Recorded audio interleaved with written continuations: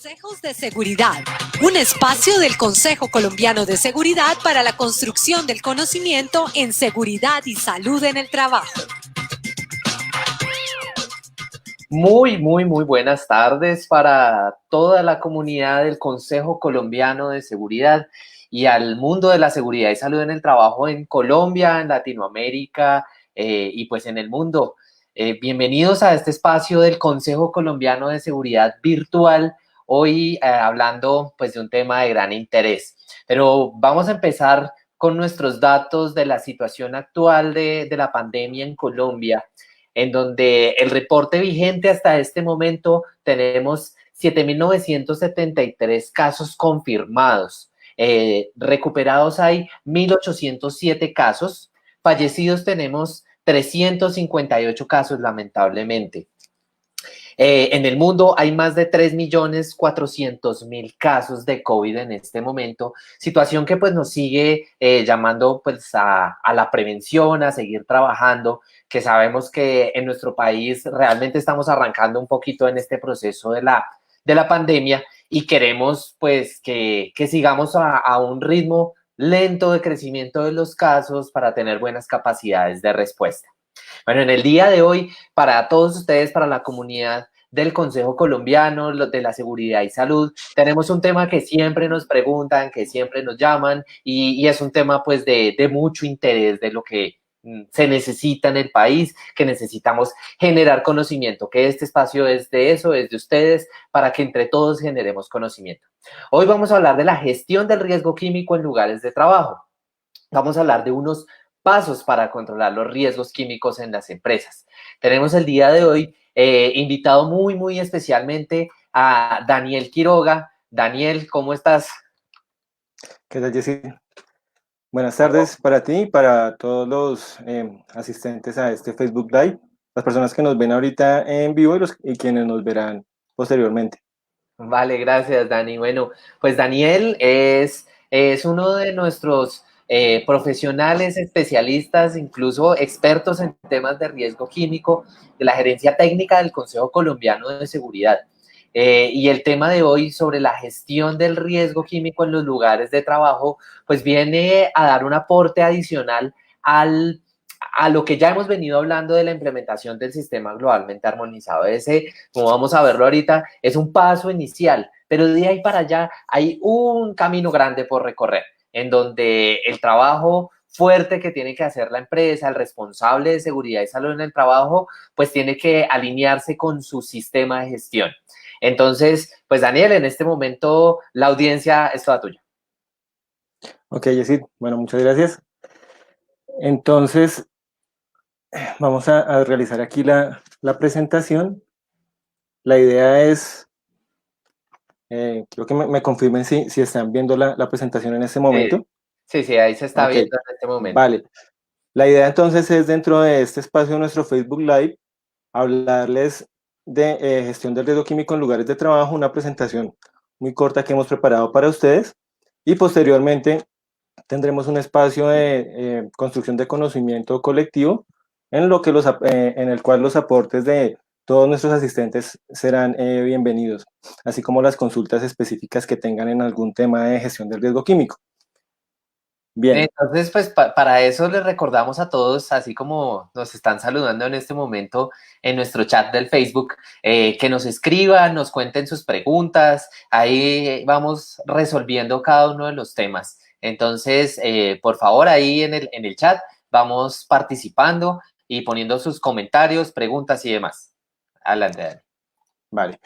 Bien, entonces, para comentarles, el Consejo Colombiano de Seguridad ha venido trabajando desde el año 2019 en la elaboración de una guía técnica especializada en gestión del riesgo químico en lugares de trabajo. Aquí podemos ver la portada de esta guía diagramada, la cual digamos ahorita finalizando el primer semestre de este año, la idea es que nuestros afiliados y todas las personas interesadas en el tema de la gestión del riesgo químico puedan tener acceso a esta guía.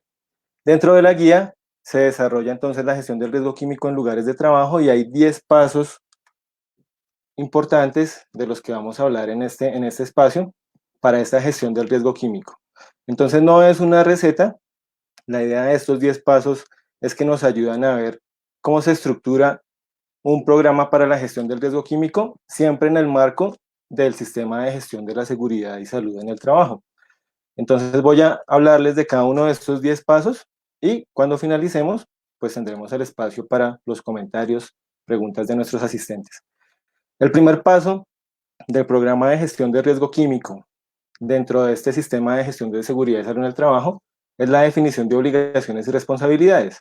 Aquí tenemos en cuenta lo que nos habla el decreto 1072 de 2015 en el libro 2, parte 2, título 4, capítulo 6, referente al sistema de gestión de seguridad y salud en el trabajo y las obligaciones y responsabilidades de los actores involucrados, asociándolo a las obligaciones de los empleadores y de los trabajadores en el tema de seguridad química de acuerdo con la Ley 55 de 1993. Recordemos, la Ley 55 del 93 lo que hace es aprobar para Colombia el convenio 170 y la recomendación 177 de la OIT en relación con la seguridad en la utilización de productos químicos en el trabajo. Entonces, en esta Ley 55 se establecen unas obligaciones de empleadores y de trabajadores en relación con el uso seguro de sustancias químicas en el lugar de trabajo. Ese sería el primer paso. El segundo paso es el inventario de sustancias químicas. Entonces, en toda empresa, en todo lugar de trabajo en el cual se manipulen sustancias químicas, tendremos que tener un inventario que debe consistir como mínimo de la siguiente información: nombre comercial de las sustancias químicas, nombre UPAC, el nombre de la Unión Internacional de Química Pura y Aplicada. Bien, ese es un nombre ya más específico en el ámbito de las sustancias químicas. El número CAS, la identificación de las sustancias químicas, así como tenemos nuestra cédula de ciudadanía, las sustancias químicas tienen su número CAS, número de las Naciones Unidas para el Transporte, número UN, los datos del proveedor, entonces tendremos que tener la dirección, el teléfono, el nombre, lo más importante de ese proveedor de la sustancia química, el estado físico de la sustancia, proceso o tarea en el cual se emplea la sustancia, capacidad del almacenamiento máximo de la sustancia, kilogramos o litros, dependiendo de su estado físico, promedio de uso mensual de esta sustancia, clasificación SGA, y aquí es importante, me voy a detener ahí un momento, es importante que tengamos la clasificación de los peligros intrínsecos de la sustancia química bajo el sistema globalmente armonizado, y es importante tener aquí las frases H, las indicaciones de peligro. Entonces tendremos las frases H200 para los peligros físicos, las H300 para los peligros para la salud y las H400 para los peligros al medio ambiente. La clasificación IARC, esto es carcinogenicidad de las sustancias químicas, de acuerdo con los grupos establecidos por esta entidad investigativa de la OMS. Los TLBs de la ACGIH, entonces recordemos que, de acuerdo con la resolución 2400 del 79, el artículo 154 de esta resolución establece que los valores límites permisibles para sustancias químicas en Colombia son los TLBs de la ACGIH. Y es importante también tener en cuenta los BEIS o indicadores biológicos de exposición de ACGIH. Paso 3. Identificación y clasificación de peligros de las sustancias. Entonces, de acuerdo con el decreto 1072 de 2015, la base del sistema de gestión de seguridad y salud en el trabajo es la identificación de los peligros en el lugar de trabajo. Esa es una actividad que realiza el empleador, es su obligación, identificar los peligros en el lugar de trabajo. Entonces, en el artículo 224.615 del decreto 1072, en el parágrafo 2, el decreto habla que se pueden utilizar unas metodologías en el caso de riesgo químico, de peligro químico. Para identificar estos peligros se puede utilizar una metodología particular. En el caso del peligro químico, el sistema globalmente armonizado es esa metodología para identificación y clasificación de los peligros de las sustancias que manejamos en el lugar de trabajo. Entonces, aquí hablamos del decreto 1496 de 2018, que adopta la sexta edición revisada del SGA para Colombia. Esto es la edición del SGA del año 2015, la adoptamos para nuestro país. Entonces, en ese tercer paso, también, aparte de hacer la identificación y clasificación de peligros de las sustancias, debemos determinar las condiciones de operación, el número de personas expuestas, cantidad de la sustancia química empleada, frecuencia de uso, medidas de prevención implementadas. Ese sería nuestro tercer paso. Cuarto paso, bajo el SGA, para los productos químicos peligrosos, tras bases, mezclas y preparaciones propias, deberemos tener estos productos químicos peligrosos etiquetados bajo SGA en el lugar de trabajo y contar con fichas de datos de seguridad. Las etiquetas tendrán bajo el sistema globalmente armonizado 6 elementos mínimos. Más adelante podríamos hablar de eso en una consulta, un comentario de alguno de nuestros asistentes. Y las fichas de datos de seguridad, de acuerdo con el anexo 4 del sistema globalmente armonizado, tendrán 16 secciones, deberán estar en español aquí en Colombia, una vigencia de 5 años, es decir, cada 5 años deberán como mínimo actualizarse, información proveedor y línea de contacto 24/7 en Colombia. Esto quiere decir pues una línea de contacto para atención de emergencias 24 horas al día, 7 días a la semana, que vendría en la sección 1 de la ficha de datos de seguridad. Paso 5. Priorizar las sustancias con base en peligrosidad y condiciones de trabajo. Entonces aquí es importante que este programa de gestión del riesgo químico y el sistema de gestión de seguridad y salud en el trabajo en el cual está inmerso, el principal interés es prevenir accidentes de trabajo y enfermedades laborales en el lugar de trabajo. Entonces, las sustancias químicas tendrán efectos sobre la salud. Las sustancias químicas, digamos, el efecto agudo asociado a accidentes de trabajo y un efecto crónico asociado a enfermedades laborales que están incluidas en la Decreto 1477 de 2014, la tabla de enfermedades laborales para nuestro país. Entonces, con el empleo de metodologías cualitativas simplificadas, tendremos aquí Coach Essentials, INRS francés, INSS español, Software Manager holandés o el International Chemical Control Toolkit de la OIT. Podremos priorizar esas sustancias químicas de acuerdo con su peligrosidad y las condiciones de trabajo. Por eso es muy importante tener en cuenta el inventario de sustancias químicas. La información que está ya en el inventario en el paso 2 nos sirve acá para priorizar.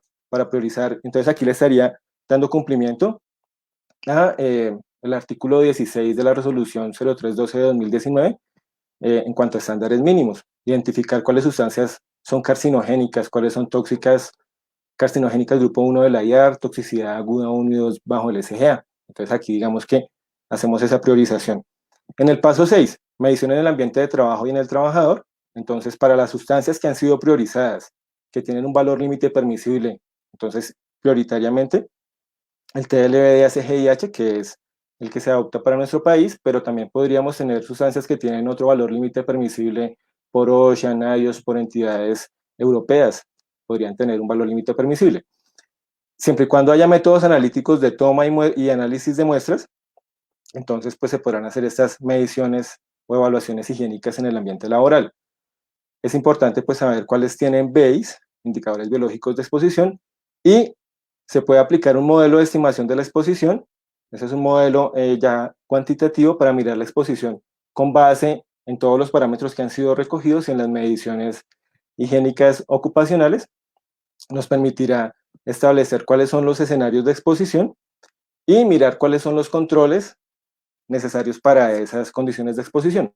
Entonces sería, recuerden ustedes, la base del sistema de gestión de seguridad y salud en el trabajo, identificación de peligros, valoración de riesgos y determinación de controles. Es aquí en los pasos 5 y 6 en los cuales valoramos los riesgos y determinamos los controles. En el paso 7 definimos los controles a través de jerarquía de controles y monitoreamos la eficiencia. Entonces el decreto 1072 de 2015 nos habla de la jerarquía de controles. Ya les digo el artículo específicamente. Bien, entonces en el artículo 224624, ahí habla el decreto 1072 de la jerarquía de controles. Y en el caso de sustancias químicas tenemos una metodología STOP, que es metodología de sustitución, controles técnicos, controles operativos, elementos de protección personal. Recordemos que la jerarquía de controles nos habla de una pirámide invertida en el cual las medidas más eficaces serían sustitución, controles técnicos, controles operativos y las menos eficaces elementos de protección personal que deberían acompañar alguno de los controles que son más eficaces. Bien, vigilancia médica y de salud, entonces las sustancias químicas para las cuales pues hemos priorizado, hemos valorado riesgos, determinado controles, entonces serán cubiertas por unos programas de vigilancia epidemiológica, en los cuales con la ayuda de un profesional en medicina del trabajo, se realizarán definiciones de perfil de cargos, se identificarán cuáles son los indicadores biológicos de exposición correspondientes, se realizarán exámenes médicos y los mantenimientos de registros de esta evaluación médica, pues deberá realizarse durante 20 años, igual que las mediciones ambientales, mediciones higiénicas en el ambiente de trabajo durante 20 años, de acuerdo a lo que nos dice el decreto 1072. El cruce de estos vigilancia médica y salud y las evaluaciones higiénicas del ambiente laboral, pues constituyen el programa de vigilancia epidemiológica cuyo principal interés es prevenir que algún trabajador se enferme como consecuencia de la exposición a sustancias químicas en su lugar de trabajo. Entonces, ya pasamos al paso 9, que es procedimientos en caso de emergencia, primeros auxilios.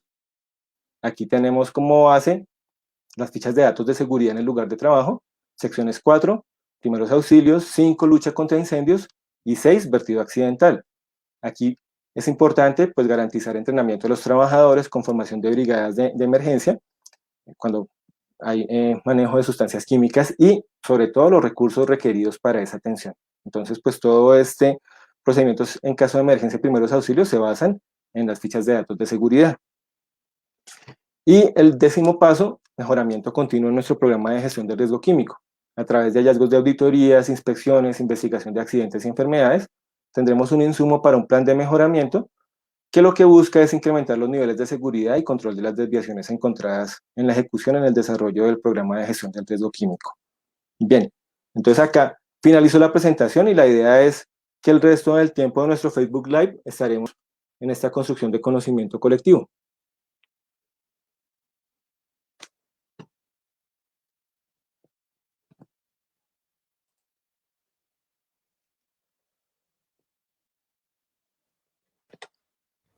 Bueno, Dani, muchísimas gracias. Creo que fue un panorama pues bastante rápido y sabemos que la gestión del riesgo químico nos va a demandar tiempo y tiempo a entender algunos de estos conceptos y demás. Y yo quiero hacer como un breve resumen de estos pasos para que los tengamos claros. Sabemos que de pronto algunos, ya sea por problemas de la conexión, de la velocidad, de pronto no la podemos ver con la definición, pero lo importante es la explicación y las preguntas que nos puedan hacer. Entonces tenemos unos 10 pasos que hacemos la propuesta en nuestra guía del consejo, que como les decía Daniel, a finales de este semestre vamos a poder tener acceso a los afiliados del consejo. Y la idea es que esta construcción de conocimiento que estamos haciendo, de socializar y de dar a conocer algunos pasos, es para que las empresas se preparen y empiecen a ver qué tienen que tener en cuenta para poder gestionar sus riesgos químicos, cuáles son esos pasos que debemos adelantar y ir un poquito a la avanzada conforme la regulación va saliendo. Entonces tenemos un primer paso de definición de responsabilidades y obligaciones. Luego nos mencionaba Dani que había que hacer un inventario de las sustancias químicas y eso es muy importante, conocer cuál es nuestro panorama y cuál es el alcance. Luego era la identificación y clasificación de los peligros de las sustancias químicas y para eso el fundamento que debemos tener es la implementación del sistema globalmente armonizado, que como todos ustedes muy bien lo saben, fue adoptado por un decreto, el decreto 1496, y que en consulta pública hasta la semana pasada, el 30 de abril, se cerró la consulta de la reglamentación del sistema globalmente armonizado en lugares de trabajo.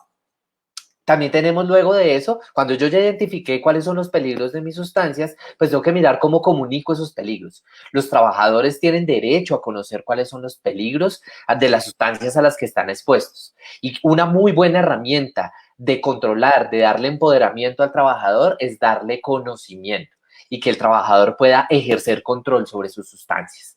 El quinto paso que teníamos acá es la priorización de sustancias con base en su peligrosidad y condiciones de trabajo. Y aquí nos mencionaba una herramienta que es muy interesante, muy útil, muy práctica, que son las metodologías simplificadas. Y hay muchas metodologías simplificadas que podemos aprovechar acá.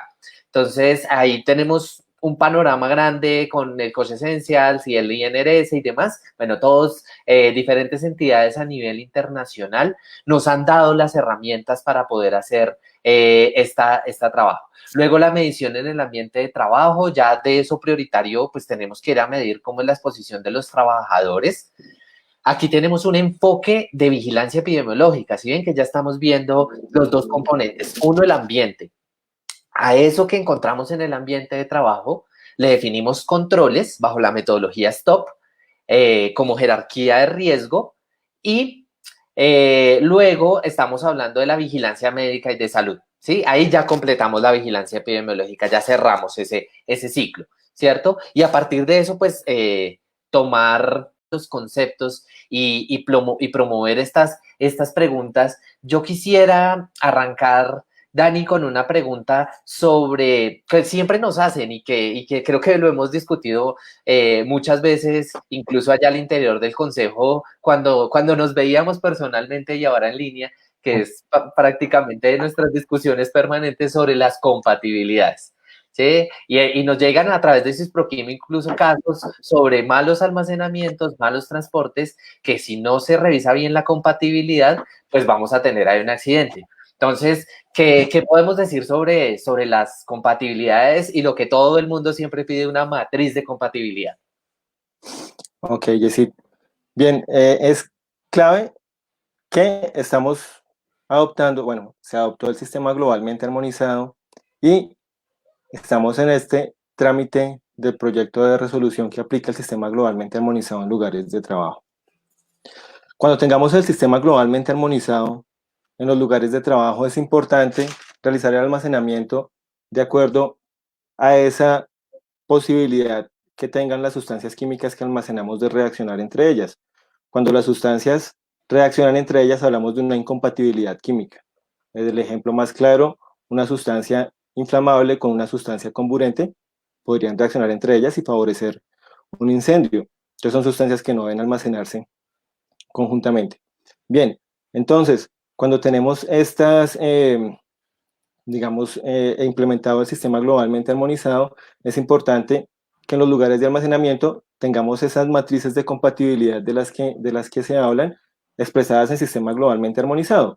Si los envases de las sustancias químicas, la idea es que tengan esa etiqueta bajo sistema globalmente armonizado. Las fichas de datos de seguridad están en sistema globalmente armonizado. Las matrices de compatibilidad de sustancias químicas también deben estar en este sistema, porque pues es el sistema en el cual estamos capacitando, estamos formando e informando a nuestros trabajadores. Y no es sencillamente tener una matriz donde nos diga cómo cruzan los distintos pictogramas, sino tener un plano de la bodega de almacenamiento y serían unas matrices ya muy personalizadas para el lugar de almacenamiento, cual nos diga cuáles son los cruzes de diferentes sustancias químicas, o sea, conociendo cuáles son los peligros de las sustancias, pero el cruce de las diferentes sustancias. Entonces, no es solo una fiche de una matriz de compatibilidad genérica, sino es vivenciar cuáles son esas compatibilidades de las sustancias químicas o incompatibilidades, y para eso nos basamos en las etiquetas y en las fichas de datos de seguridad. Clave en las fichas de datos de seguridad, la sección 7, que nos habla de almacenamiento, y también la sección 10, que nos habla de reactividad y estabilidad. Esos son los insumos para realizar un adecuado almacenamiento de sustancias químicas. Listo, bueno, vamos a ir mirando algunas de las preguntas de nuestros asistentes a este Facebook Live, que a través del chat nos están aportando. Y Johansson Owen Strauss nos pregunta sobre los planes de emergencias, ¿cierto? Entonces dice, para el plan de emergencias de sustancias químicas, ¿qué recomiendan como los elementos básicos que debe contar un kit de emergencias? Y yo creo que esa pregunta está muy en línea con lo que estaba hablando Daniel hace un segundo, y es que cada sustancia tiene unos criterios, unos elementos, una información muy precisa en su ficha de datos de seguridad, y ahí es donde nosotros tenemos que revisar. Nosotros tenemos que asegurarnos que si la ficha de datos de seguridad dice que un agente que se utiliza para el control de incendios es el indicado, pues es el que tengamos disponible. También la ficha de datos de seguridad nos dice que agente no es indicado, entonces debemos tener cuidado. ¿Por qué? Porque puede generar una reacción. Y lo mismo depende de la presentación de las sustancias químicas, del volumen. Vamos a decidir el contenido de nuestro kit. Digamos que no hay una forma de ver un kit genérico y estándar, sino hay unas líneas base para controlar todas las pérdidas de contención, cómo controlo el derrame y demás, con algunos elementos que habitualmente son bastante estables para no generar una reacción, pero también tendríamos que mirar si necesitamos inactivar algo de estas sustancias que potencialmente generen una emergencia. No sé si quieres completar algo ahí, Dani. No, pues uno se encuentra revisando las fichas de datos de seguridad, la sección 5, bueno, pensando en un caso de una lucha contra incendios, se encuentra con extintores, agentes de extinción particulares para sustancias químicas. Es clave tener en cuenta lo que hablábamos ahorita de almacenamiento y teniendo en cuenta también ante una eventual emergencia, esos medios de extinción. Hay unas sustancias químicas en las cuales intentar apagar un incendio con agua es algo que propiciaría una reacción, o hay sustancias que requieren un agente de extinción muy particular, incluso cemento. Entonces es clave las fichas de datos de seguridad. Y sí, entonces las secciones 4, 5 y 6 para la atención de emergencias. Primeros auxilios, lucha contra incendio y vertidos accidentales. Es clave tener las fichas de datos de seguridad completas. Sí, incluso nos da información de elementos que debemos tener en el botiquín, ¿cierto? Entonces también nos dice que para los primeros auxilios debo utilizar una sustancia que me ayuda a manejar al paciente mientras requiere la atención. Y recordemos que pues tenemos en el Consejo Colombiano de Seguridad la línea de atención de emergencia SISPROKIM, que pues las empresas también la pueden involucrar dentro de su ficha de datos de seguridad, el fabricante, pues para poder dar una asesoría también al usuario si se produce pues algún efecto indeseado en salud. Y esto es muy importante tener ese número y si mal no estoy, el proyecto de reglamentación lo decía y decía que debe tener un número de emergencias con atención 24 horas, ¿cierto? Ahí decía que podamos acceder desde Colombia en un número y llamar y poder tener la atención que nos asesoren en caso de una emergencia. Y es importante pues que los fabricantes pues puedan hacer esa tarea de tener el número, pero pues en alianza con una línea de atención toxicológica. Bueno, ahorita tenemos otra pregunta. Tenemos una pregunta de que vemos Bermor, quien nos dice sobre si hay un protocolo definido para el manejo del hipoclorito para desinfección de los lugares de trabajo para el caso de la pandemia. Pues rescatamos esta pregunta que nos parece interesante por el contexto de la situación y porque sé que uno de los temas que, no sé si llamarlo así, pero tal vez le apasiona a Daniel es el tema de los usos de los productos de uso doméstico, de los productos de limpieza y de cómo llegar con información clara y precisa y ajustada a los trabajadores que hacen uso de esto, que pues por lo general son personas de servicios generales. Entonces, ¿qué podemos decir frente al uso del hipoclorito? Frente al uso de hipoclorito, bien, entonces es clave que el hipoclorito de sodio comercialmente lo obtenemos al 5.25% y que con esa concentración pues es una sustancia que es irritante. Es irritante pues aparte de sus efectos, si lo aplico directamente sobre un textil, entonces pues va a generar unos efectos. Puede ser también una sustancia que sea corrosiva también en el lugar de almacenamiento, puede propiciar otro tipo de reacciones. La idea es que cada vez que se vaya a aplicar, se aplica en una dilución en agua. Y está recomendado por el Ministerio de Salud y Protección Social una dilución de 5.000 partes por millón.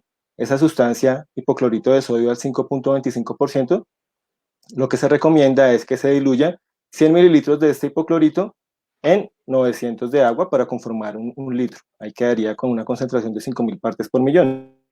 Ya de esa manera, entonces, lo que han venido recomendando es la aplicación sobre la suela de los zapatos, una aplicación en un pañito para limpiar lo que va llegando, digamos, de cajas del mercado que uno realiza. De esta manera, es efectivo inactivando el virus, pero no causa otros efectos sobre la salud. y es muy clave el hipoclorito las reacciones adversas que podría tener con otros productos de limpieza. Si nos detenemos a leer la etiqueta del hipoclorito de sodio, ahí nos dice este producto no se debe mezclar con ningún otro producto químico. Y el hipoclorito de sodio tiene reacciones adversas con productos a base de amonio, con el alcohol, con el gel sanitizante, tiene reacciones en donde se puede generar cloroformo, que es una sustancia tóxica, y pues también si se llegara a mezclar con jabón. En el ámbito de servicios generales, las personas que trabajan allí hablan de las bombas cuando mezclan sustancias químicas. ¿Qué es una bomba? Es una reacción adversa de sustancias químicas, sobre todo de hipoclorito con otra sustancia, que genera emanación de cloro gaseoso. Y se han presentado casos de intoxicación, incluso en el uso doméstico por manejo de estas sustancias, porque quieren potencializar el efecto de las sustancias químicas, digamos, mezclando un vinagre con un hipoclorito de sodio, entonces generan un tipo de reacciones adversas que pues pueden afectar la salud de las personas expuestas. Es muy importante acá que siempre leamos las etiquetas de las sustancias químicas que están dirigidas al consumidor. Si bien en algún momento se aplicará ya el sistema globalmente armonizado en los productos de consumo, en este momento pues lo que tenemos es esa etiqueta y debemos leer esas recomendaciones que el fabricante pone allí, de no mezclar con otras sustancias químicas. Bueno, creo que entonces nos queda un mensaje claro. No es un chorrito, no es un chorrito de cloro, es una concentración que debemos preparar y debemos tener los elementos necesarios para prepararlo. A veces se centra un poco en las empresas de decirle, hacerle una capacitación a la persona de servicios generales diciéndole, hágame una concentración de 5.000 partes por millón, pero no contamos con que tenga los elementos. Entonces tenemos que asegurarnos que se tengan todos los elementos y dispositivos necesarios para que pueda hacer la correcta preparación.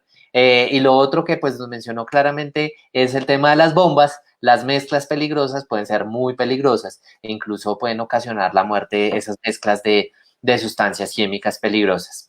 Yo quisiera devolverme un poquito a los 10 puntos que habíamos planteado sobre la gestión del riesgo químico, porque ya hablamos un poco también de conocer cuáles son las sustancias, las responsabilidades y lo importante de la identificación de los peligros. Y que el sistema globalmente armonizado es la base de implementación pues de la gestión del riesgo químico.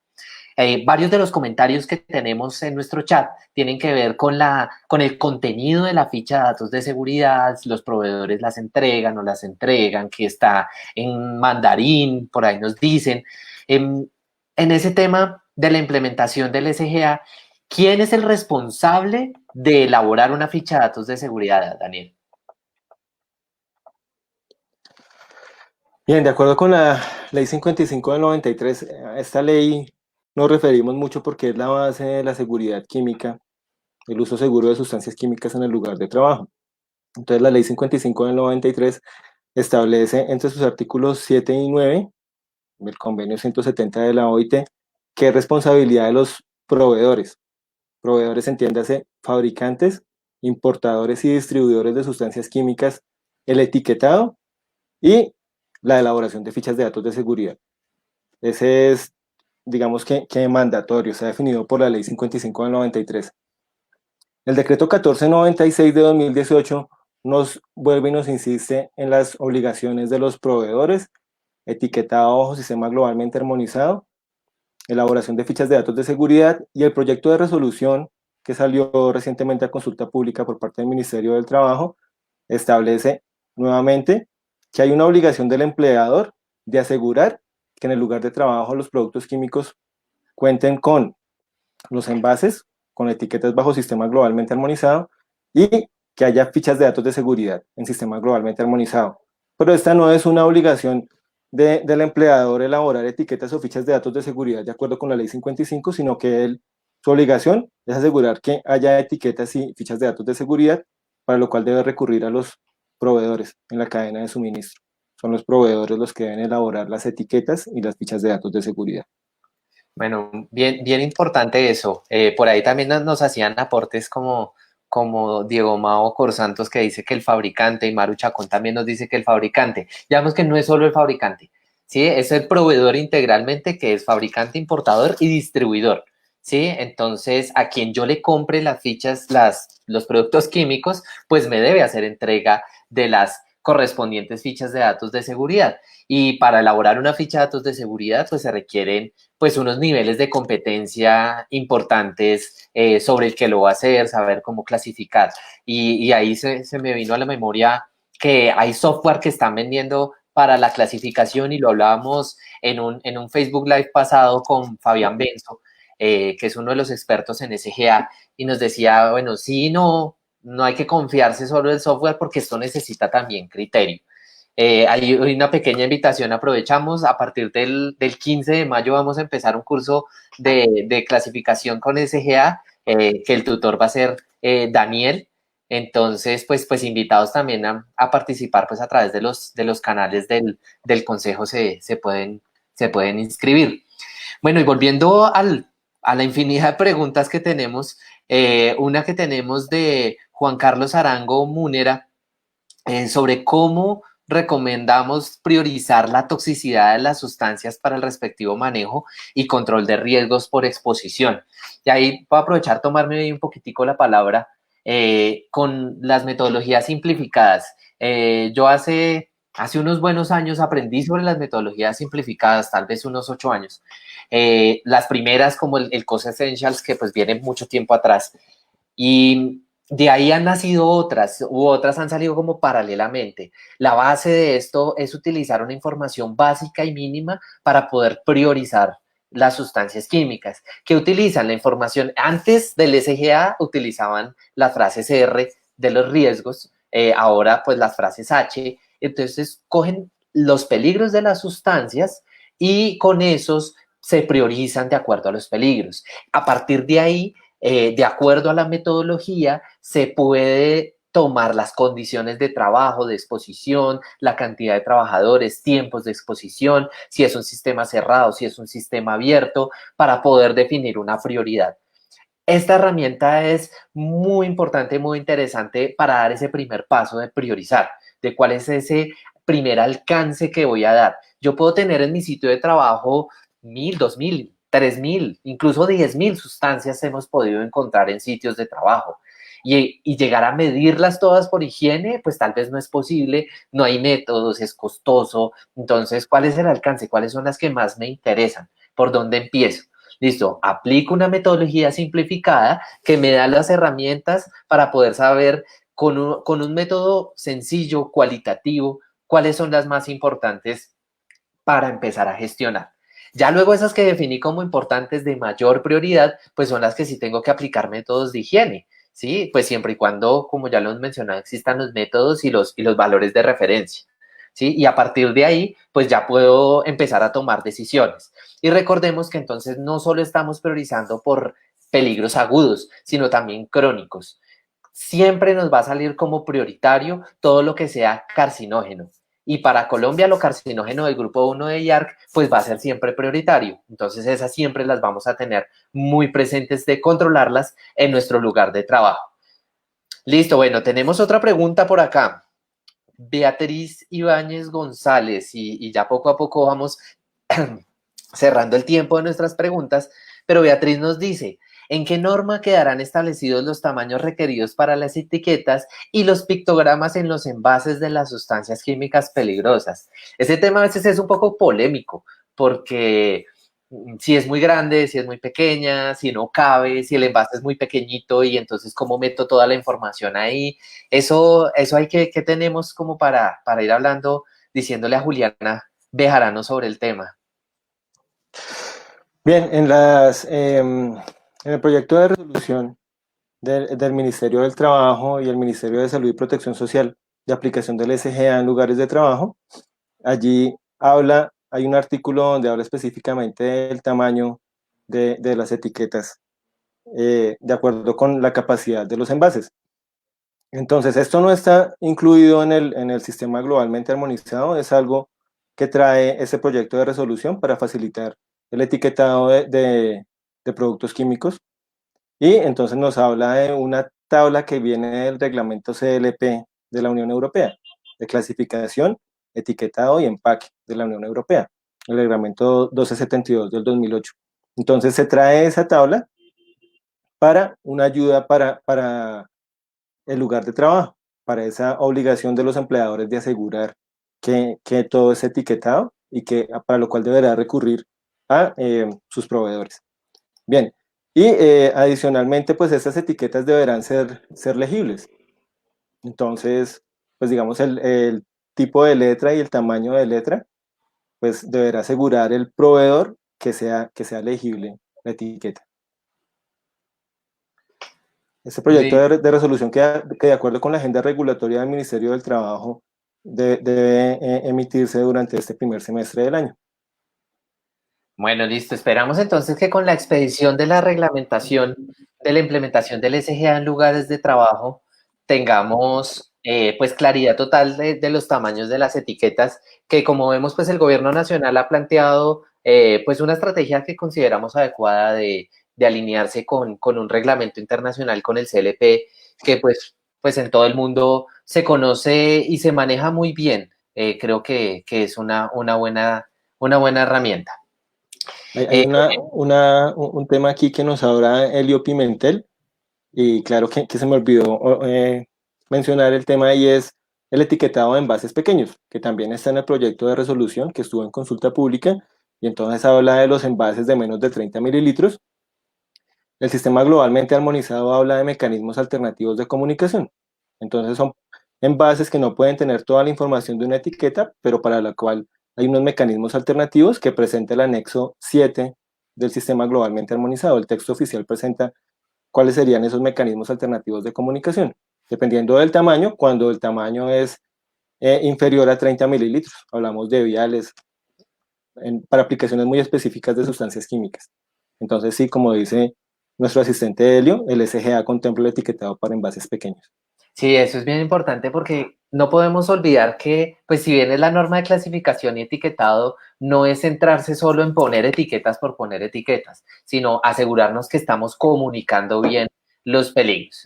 Bueno, yo creo que esta y tal vez otra pregunta para cerrar, tenemos una de Catalina Torres, quien nos dice que le contemos sobre la metodología STOP.